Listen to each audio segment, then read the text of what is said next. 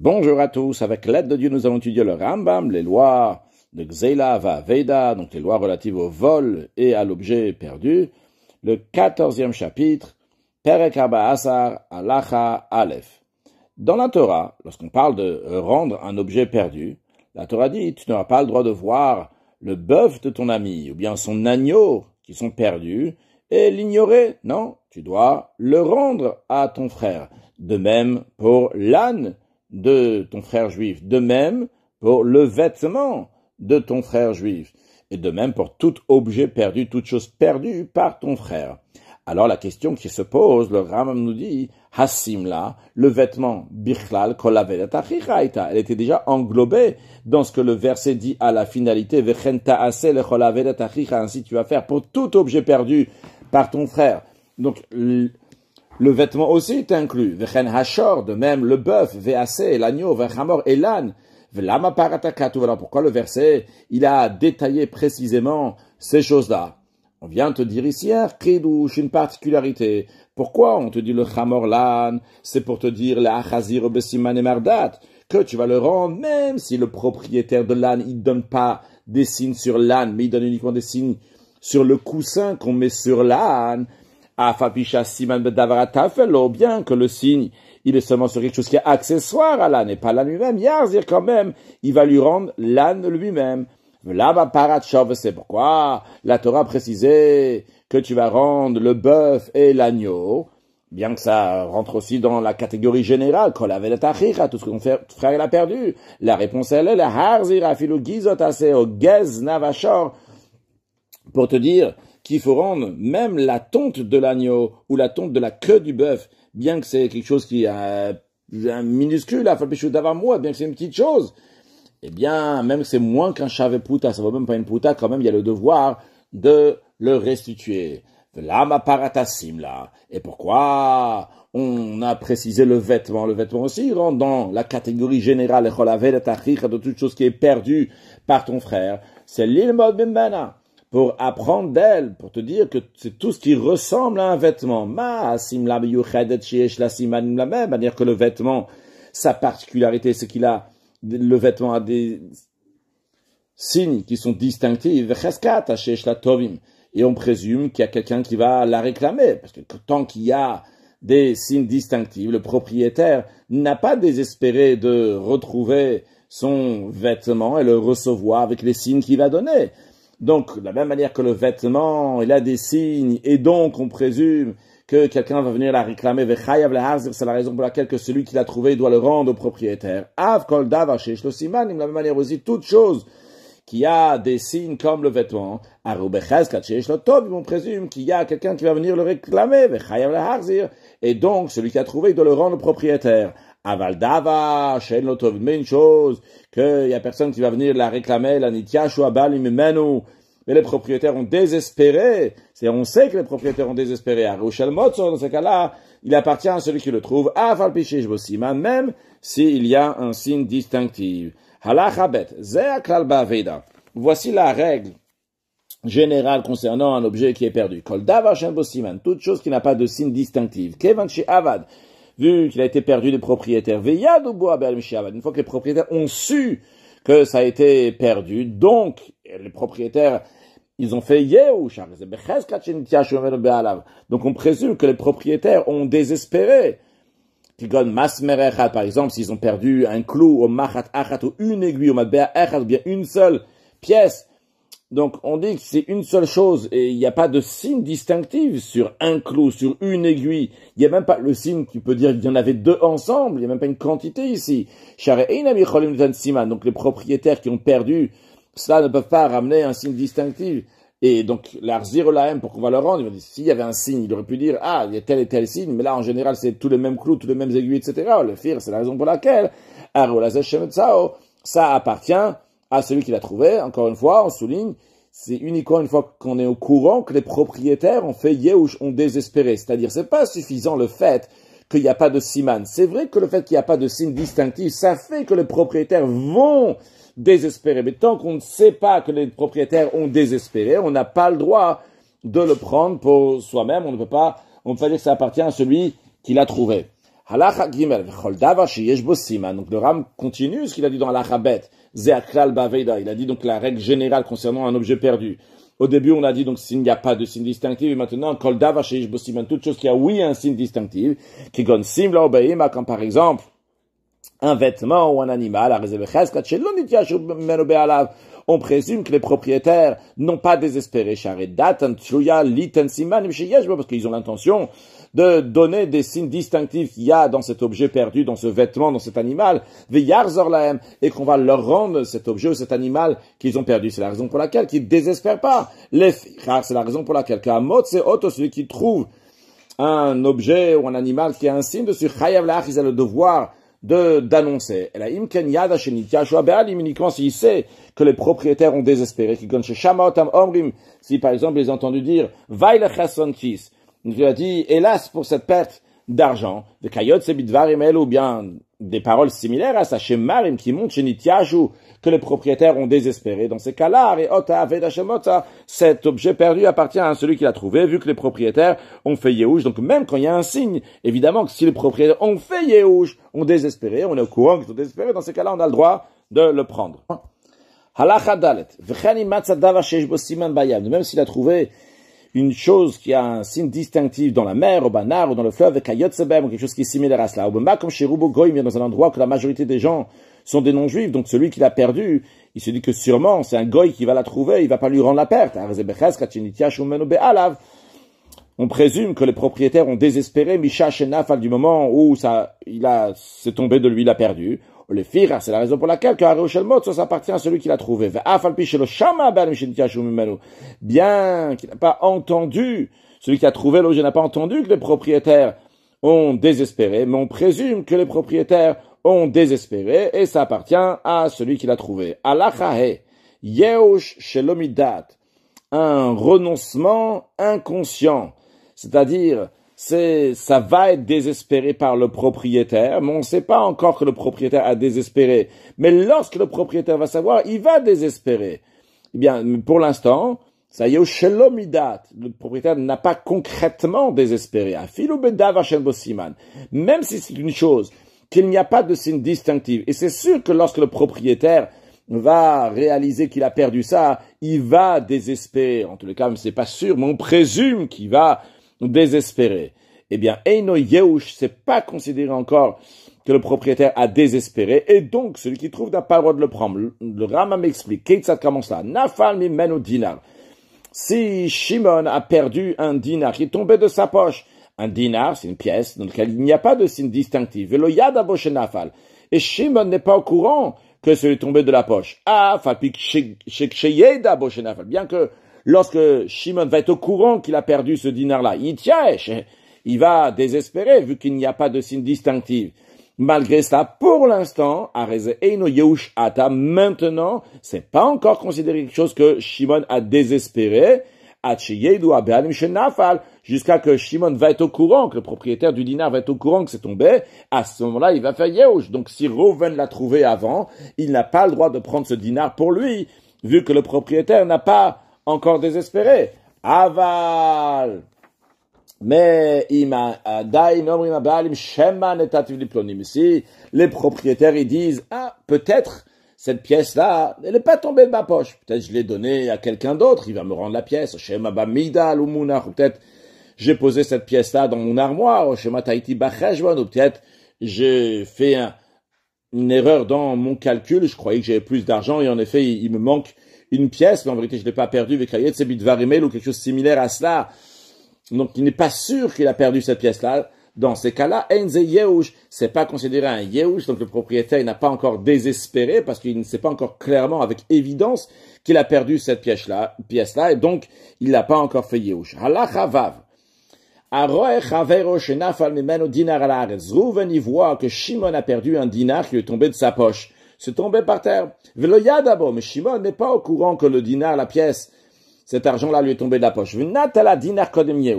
Et Reuven, qui a vu la pièce tomber de Shimon, il a pris cette pièce-là qui était par terre avant que Shimon a désespéré, avant que Shimon a réalisé qu'il avait perdu ce dinar. Et il a pris pas pour rendre à Shimon, il a pris pour le garder. Eh bien, ce Rouven-là, over al-Aseh ve al-Shnei Lavin. Il a transgressé un commandement positif qui est le commandement de rendre l'objet perdu à un juif qui a perdu un objet. Et il a transgressé aussi deux interdits commandements négatifs. Un, le commandement de l'otigzol, ne pas voler. Deuxièmement, le commandement de l'otucha leitalem. Lorsque tu vois un objet perdu de ton ami, tu n'as pas le droit de l'ignorer, comme on l'a expliqué dans le chapitre 11. Même si après ça, Reuven, il va prendre ce dinar-là, alors que Shimon, il a déjà fait Yehush, il a déjà désespéré, et lui, il vient, il ramène ce dinar-là à Shimon, et bien, Zomatanaï, ce que Reuven est en train de faire, il est en train de donner un cadeau à Shimon qui a perdu cette pièce-là, mais il a déjà transgressé les trois interdits que nous avons dit, et en le rendant au propriétaire Shimon, il n'est pas en train d'arranger ce qu'il a transgressé. Halacha Zayin. Maintenant, dans un cas que Reuven, il a vu que Shimon a perdu un dinar de sa poche. Et Natala dinar lifne Yehush. Reuven a pris ce dinar-là avant que Shimon a désespéré. Almenat la chaziro. Il avait l'intention de le rendre à Shimon. Mais, Yehush, entre-temps, Shimon, il a désespéré. Et une fois que Shimon a désespéré, il s'est dit, tiens, je vais le prendre pour moi. Il kaven l'ixoloto. Il a l'intention de le volet, donc il a décidé de garder cette pièce-là. Over mishum hashef teshivem. Dans ces cas-là, il transgresse l'interdiction positive de rendre l'objet perdu à son ami. Donc même s'il y a déjà eu Yehush maintenant des propriétaires, qu'ils ont désespéré, quand même ça lui appartient pas, il a encore le devoir de lui rendre. Parce que le Ram veut dire ici qu'il transgresse uniquement le commandement positif et non pas les commandements négatifs de ne pas voler, et ou bien ne pas ignorer, parce que quand il a pris, il n'avait pas l'intention de voler. Lorsqu'il a pris, il n'avait pas l'intention de l'ignorer. Au contraire, il avait l'intention de le rendre. Mais concrètement, il n'a pas rendu, donc il a transgressé le hashef teshivem, le fait de d'avoir la mitzvah positive de lui rendre. Maintenant, himtinlo, si il a vu que Shimon a perdu le dinar de sa poche, il n'a pas soulevé le dinar, il a attendu, velodi à la Béalim. Il n'a pas informé les propriétaires qu'ils ont perdu un dinar. Velonatela dinar. Reuven, qui a vu le dinar tomber de Shimon, il n'a pas pris jusqu'à que le propriétaire était au courant que c'est tombé. Et une fois que le propriétaire est au courant que le dinar est tombé de leur poche, ça y est, maintenant, ils ont désespéré. Et Reuven, tranquille, une fois que Shimon a désespéré, qu'est-ce qu'il fait? Et il prend le dinar du sol. Alors, qu'est-ce qu'il a transgressé ici? Et ce qu'il a transgressé, c'est uniquement l'interdit que tu n'auras pas le droit d'ignorer la perte. Parce qu'il y avait une perte ici, et il aurait pu rendre, il n'a pas rendu, donc il n'avait pas fait ce qu'il fallait pour le rendre, donc c'est comme s'il y avait une perte de quelqu'un, et il a ignoré, il a laissé là où elle était, mais il n'a pas transgressé le fait de voler, vu que quand il a pris, c'était déjà après Yehush. De même, il n'a pas transgressé de Hashef Teshivim que tu dois lui rendre. Parce que, quand est-ce qu'il doit lui rendre? C'est uniquement s'il avait pris avant que Shimon a fait Yehush. De même, tout ce qui est similaire à ça, c'est tout cas de figure qu'on peut configurer, dans lequel il y aura seulement un interdit, deux interdits, trois interdits, comme on a vu, donc sous différentes manières.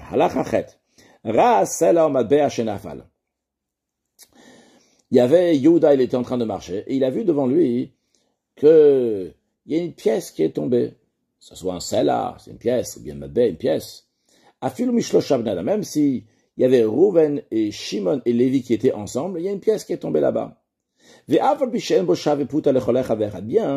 que cette pièce-là, si on va la partager, il n'y aura pas la valeur d'une prouta pour Reuven, Shimon et Lévi. A priori, on devrait dire que dans un tel cas, il n'a pas le devoir de rendre la pièce. Parce que de deux choses l'une. Si Reuven, Shimon, Lévi sont pas associés dans cette pièce-là, la pièce appartient que à Reuven, que à Shimon, que à Lévi, c'est tombé donc de un seul d'eux et ça n'appartient que à un seul. Alors celui qui a perdu la pièce, il va faire Yehush, il va désespérer. Pourquoi? Parce qu'il va dire, j'avais encore deux autres personnes avec moi. Il y en a un des deux autres. Donc par exemple, si la pièce appartient à Lévi, il va dire, il y avait Reuven et Shimon avec moi. Si bon, c'est Reuven et Shimon qui ont trouvé. Et je ne pourrais pas leur demander. Pourquoi? Parce que je vais demander à Reuven, il va me dire, c'est pas moi qui l'a pris, c'est Shimon. Et si Shimon va dire, c'est Reuven qui l'a pris. Donc, dans ce cas-là, Yehuda qui a trouvé cette pièce-là, qui est tombée entre Reuven et Shimon et Lévi, il a besoin de la rendre. Et quand je dis deux choses l'une, d'un autre côté, si ils sont des associés dans cette pièce-là, cette pièce-là que Yehuda a vu tomber, elle appartient et à Reuven, et à Shimon, et à Lévi, ils sont associés. Dans ces cas-là, aussi, il n'a pas le devoir de rendre. Pourquoi? Parce que quand il va rendre, il n'y a pas un chavé puta, il n'y a pas la valeur d'une puta pour chacun, vu que il n'y aura pas la valeur de puta. Imaginons que c'était seulement 2 putas, ou seulement une puta. On va partager ça en 3, il n'y aura pas une puta pour chacun, donc il n'y a pas le devoir de rendre. A priori, malgré son dit non, chayav le'arzir, il doit rendre. Pourquoi? Shamashut fin même, parce que peut-être, c'est oui des associés, en effet. Ou machal echal même chel kol hachavero. Il y a un d'eux qui a renoncé à la part qui lui appartient à son ami. Donc, donc il se trouve que la perte, elle vaut oui une puta. C'est-à-dire, imaginons qu'ils étaient 3 et que ce qui est tombé, c'est une pièce qui vaut 2 putotes. Alors peut-être que Lévi, il a dit, je renonce ma part, je laisse juste pour Rouven et Shimon. Si cette pièce n'appartient que à Rouven et Shimon, et ils sont associés. Donc le principe qu'ils sont associés, il y a une confiance entre eux. Donc il n'y a pas un qui va dire l'autre il m'a volé, surtout encore plus que si, pas juste il y a une confiance, encore plus que ça que Lévi, il laisse sa pièce à Rouven et à Shimon.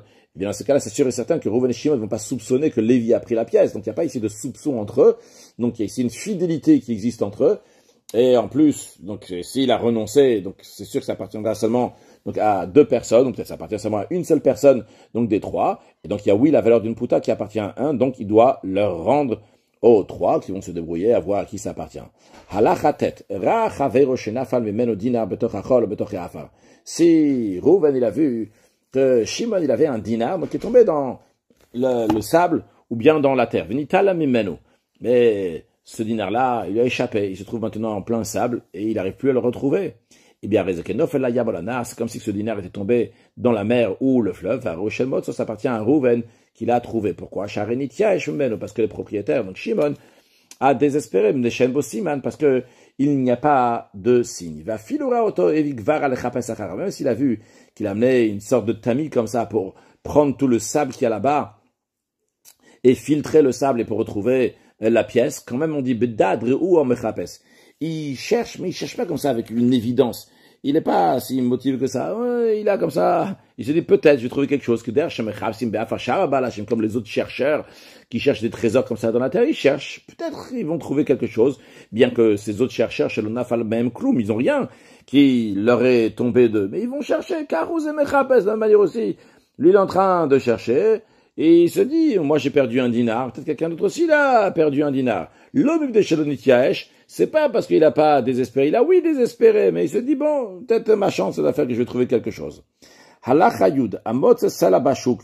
Celui qui trouve un salat, donc une pièce d'argent, dans le marché, dans la rue. Mais non, mais ça, Chavero va marlo. Son ami, il vient et lui dit, ah, t'as trouvé une pièce, chérie, cette pièce-là, elle est à moi. Et ça, je vais chadashaï, j'en signe. C'est une nouvelle pièce, Veshel Medina Ploniti, elle est de tel et tel pays, Veshel Melech Ploni, j'ai encore un signe qu'il y a tel nom du tel roi, donc qui est écrit là-bas, Afilou Amar Shmika Tuvalea, même s'il a dit sur la pièce, il y a mon nom à moi qui est écrit là-bas, Lo Amar Klum, ça vaut rien ce qu'il a dit, Veino Chayav Laz, celui qui a trouvé cette pièce-là, il n'a pas le devoir de lui rendre. Pourquoi? En Siman et Amalbea Siman, car les signes qui sont sur une pièce ne sont pas considérés un signe distinctif. Pourquoi? Parce que une pièce, c'est fait pour dépenser. Donc, Omrimano, on dit, Shelo Haïta, en effet, c'est tout à fait vrai. C'est possible que cette pièce-là, elle était à lui, et c'est la raison pour laquelle il a tellement de détails à propos de cette pièce-là, et c'est possible, c'est pour ça qu'il y a son nom qui est écrit dessus. Mais quand même, votre Sia Miyado, il a dépensé cette pièce. Une Nafla Miyad Acher, elle est tombée après de quelqu'un d'autre à qui appartenait cette pièce. Donc, Veo, il vient Siman chez Somrimala, vu que sur la pièce, il n'y a pas de signe sur lequel on peut compter et rendre la pièce à celui qui a donné le signe. C'est la raison pour laquelle, que même si il a donné un très bon signe, ça appartient à celui qui a trouvé la pièce. Il n'a pas le devoir de lui rendre, Mishat Nefil, Anitiège, parce qu'on dit que même si vraiment ça appartenait à cette personne-là, qu'il n'avait pas dépensé, mais depuis le moment où c'est tombé, il a désespéré. Donc, va Rochel Motza. Et donc, ça appartient à celui qui l'a trouvé. Halacha Yudalef. Amot c'est davar shen bo siman, betzadavar sheish bo siman. Si quelqu'un a trouvé un objet perdu, dans lequel il n'y a pas de signe, mais juste à côté, il y avait un autre objet perdu, dans lequel il y avait, oui, un signe, eh bien, il a le devoir d'annoncer pas seulement l'objet perdu qui a un signe, mais même l'objet perdu qui n'a pas de signe. Babala siman, venatanel chelo. Si celui, le propriétaire de l'objet perdu qui avait un signe est venu, il a donné le signe, il a pris ce qui lui appartient. Ve'amar, et il a dit à celui qui a trouvé, chez Zebilvana Falmenu, il y a seulement cet objet-là qui avait un signe qu'il a perdu, mais l'autre chose, ça lui appartient pas. Dans ces cas-là, Zachamot Sebedavar Shem Bosiman, celui qui a trouvé, c'est à lui qu'appartient l'objet perdu qui n'a pas de signe distinctif. Halacha yudbet, amotse klecheres vekayotse baem. Celui qui trouve des ustensiles en poterie, ou des choses similaires à cela, le principe il est, mais kelim shetzurat kulam shav, c'est des ustensiles que toutes les formes d'ustensiles ont la même forme, et on ne peut pas distinguer l'un de l'autre. In kelim chadashim, même si c'est des nouveaux ustensiles areo shelo, ça appartient à ceux qui l'ont trouvé. Pourquoi? Sharem kimo dinam sharadinam, parce que c'est comme la halakha qu'on a vu avant, avec un dinar, c'est une pièce ordinaire qui ressemble à toutes les autres pièces, chez en lo siman, qui n'a pas de signe qui le différencie d'un autre dinar. Venabe alima kirimotam, les propriétaires ne peuvent pas le reconnaître, cet ustensile-là, d'un autre ustensile. Il ne sait pas si cette fiole ou ce flacon appartient à lui ou bien à quelqu'un d'autre. Tous les ustensiles comme ça, ils sont nouveaux, ils ressemblent exactement les mêmes. Quand tu achètes au magasin un bocal, tu ne peux pas savoir après si c'est le tien ou c'est pas le tien, on achète tous le même. Mais non, si c'était des anciens ustensiles, que l'œil du propriétaire s'est accoutumé à eux, dans ces cas-là, on ne va pas rendre n'importe qui, malgré sa chayav le'achis. Mais quand même, celui qui a trouvé, il a le devoir d'annoncer. Pourquoi? Parce que chez Miyav Talmid Chacham, si c'est un érudit en Torah qui va venir, pas n'importe qui, un érudit en Torah qui va dire, V'yom va dire, Afal pi she'ino yachol liten biklikazesima, bien que je ne suis pas capable de donner un signe distinctif sur cet ustensile-là. Yesh lo bodviut ain, il a une reconnaissance visuelle, il a l'habitude de cet ustensile-là, et je peux le voir et savoir si c'est le mien ou pas. Eh bien, chayav la rotolo, celui qui l'a trouvé, il aura le devoir de lui montrer. Imikero va marcher lui aussi, c'est l'érudit en Torah, il dit, ah, c'est bien celui-là, moi, marzirim, là, on va lui rendre.